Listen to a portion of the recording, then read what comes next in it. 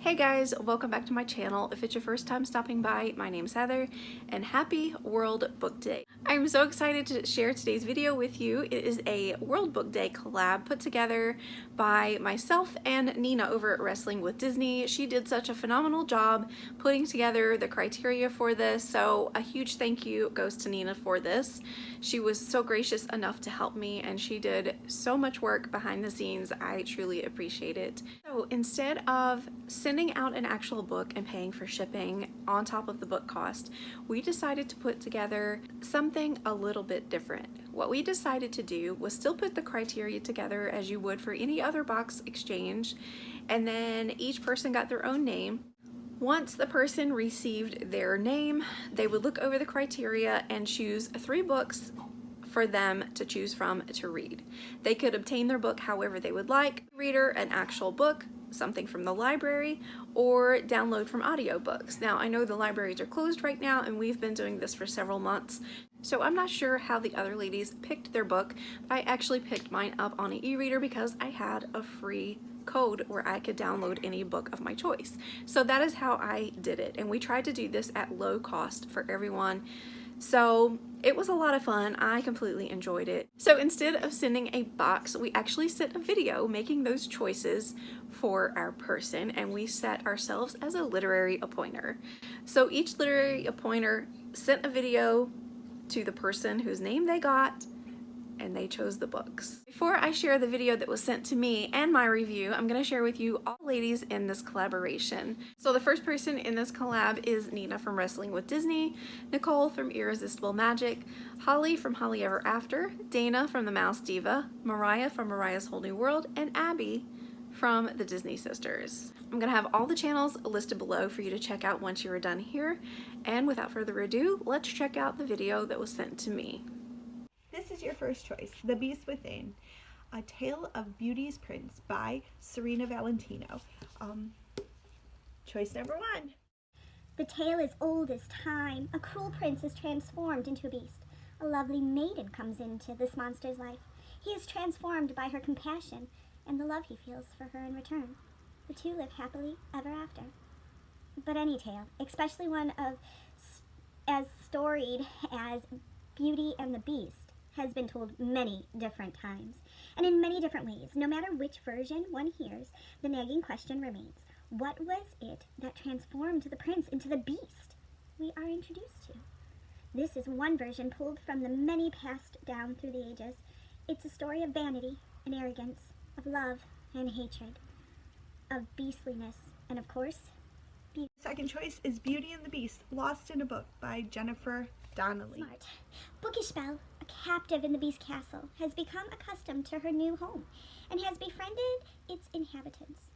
When she comes upon Nevermore, an enchanted book unlike anything else she has seen in the castle, Belle finds herself pulled into its pages and transformed to a world of glamour and intrigue. The adventures Belle has always imagined, the dream she was forced to give up when she had become a prisoner, seems within reach again. The charming and mysterious characters Belle meets within the pages of Nevermore offer her glamorous conversation, a life of dazzling Parisian luxuries, and even a reunion she never thought possible. Here, Belle can have everything she has ever wished for. But what about her friends in Beast's Castle? Can Belle trust her new company inside the pages of Nevermore? Is Nevermore's world even real? Belle must uncover the truth about the book before she loses herself in it forever. Dun dun dun! Number 3, right? Not that I disliked any of them, but this one is absolutely my favorite. As Old as Time, A Twisted Tale by Liz Braswell. Belle is a lot of things. Smart, resourceful, restless. She longs to escape her poor provincial town for good. She wants to explore the world, despite her father's reluctance to leave their little cottage in case Belle's mother returns. A mother she barely remembers. Belle also happens to be the captive of a terrifying, angry beast, and that is her primary concern. But when Belle touches the beast's enchanted rose, intriguing images flood her mind. Images of the mother she believed she would never see again. Stranger still, she sees that her mother is none other than the beautiful enchantress who cursed the beast. I got chills. Okay, his castle and all its inhabitants. Shocked and confused, Belle and the beast must work together to unravel a dark mystery about their family that is 21 years in the making. So these are the 3 books I have picked for you, my dear. Lost in a Book. Will you read about Nevermore? Will you find out why the book was put there? This one, The Beast Within. Will you end up on the rabbit hole that I'm currently on to find out what the sisters are doing in every book? Will you read As Old as Time? Find out why Belle's mother cursed a beast. I can't wait to discuss these with you because literally I read all 3, so this is a conversation that we can have, and I hope it's a journey you like and that you're intrigued by it. So there are your choices. Happy reading! As you could see, Nicole was my literary appointer, and she chose 3 Beauty and the Beast themed books for me, and I'm so excited, and it was a great theme to choose. I actually picked The Beast Within, and I downloaded that for free on my Kindle, and I have to say I enjoyed it. Like I said earlier, Nina was such a great help, and she actually put together a list of questions for those who have never done a book review before, and I am one of those people. I've never done a book review on YouTube before. I'm okay at writing them, but coming up with things to say is just a little bit difficult for me. So I'm so thankful that she listed out some questions for us to answer. That will help me kind of keep my thoughts together, because the book was so overwhelming and I just finished it, so it's really hard to process what I read at this point to be able to explain it to you guys. So the very first question was, what surprised you the most about this book? And I have to say, first of all, there will be spoilers, and if you're interested in reading this book, then I say hit pause, save this in your watch later playlist, and then come back to it after you've read it, and maybe we will share the same opinions. Maybe you'll have different opinions and we can discuss it then. So if you don't want this to be spoiled, please just press pause and watch later. So what surprised me most about this book is that it was not even in the same timeline as what we're used to while we're watching Beauty and the Beast. This happens before he completely has transformed into the Beast. You see mostly a backstory from the point before he was cast under the spell, and then you see it progress forward into what we know as Beauty and the Beast. So that's what took me by surprise. I was not expecting that at all. I don't really know what I was expecting coming into it, but I definitely know I didn't expect to see it from that point of view. I did know it was going to be from the Beast's perspective, which was a nice change.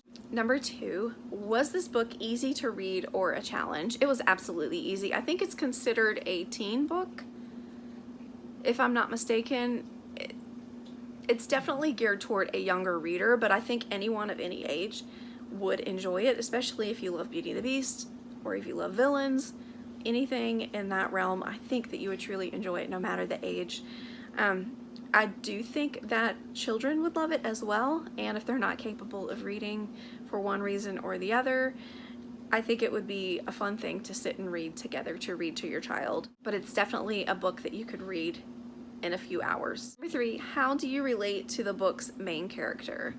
Well, as I said, this was from the Beast's perspective, and we get to see him transition from the prince to the Beast, and in those moments he was so out of control of the circumstances, and I feel like that's kind of how we all feel right now.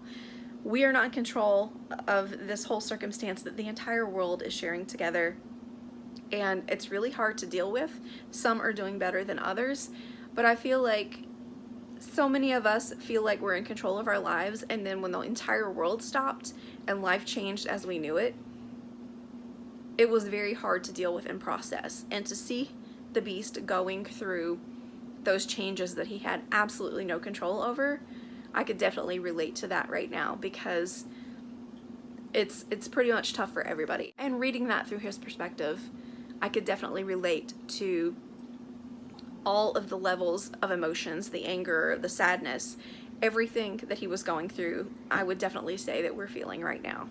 Number 4, do you think your viewers would enjoy this book? Why or why not? Absolutely. It was a very simple read, so it's not going to take you very long, and it's a different perspective, and it's not a storyline that I would have ever thought of or predicted whenever I picked up the book. So absolutely, I think that everyone who is interested in reading it would enjoy it. Number 5, what about the book do you think made your selector choose it for you? Well, Nicole knows me very well, so I know that she chose it because I love Beauty and the Beast. As you saw, she picked all 3 books in the Beauty and the Beast category, and I think that she knew that I would more than likely pick that up. We had that discussion, I think, privately, where I was a little apprehensive to read a Disney book because I read a lot to Michaela, and when I read a book for myself, I really don't want to read children's books or fairy tales or anything like that. I kind of want to read something just for me, and that may sound a little selfish, but I really kind of want something just for me. And I felt like reading any of these Disney books, because I've not read any of them, would kind of not be fulfilling, but I really did enjoy it. So I think she knew that because she had already read she's actually read all 3 of those. So I think that she kind of knew me better than I knew myself in that moment that I would enjoy it. Number 5, would you read more books from this author? It depends. I'm gonna have to research and see what other books has been written. I don't think all of the books in the series have been written by the same author. I might be wrong about that, but honestly, I don't know. It would have to be something I was actually interested in. So now come the spoilers, things that I took away from the book that I most enjoyed. First of all, like I had said, it is a backstory from what we saw in the film.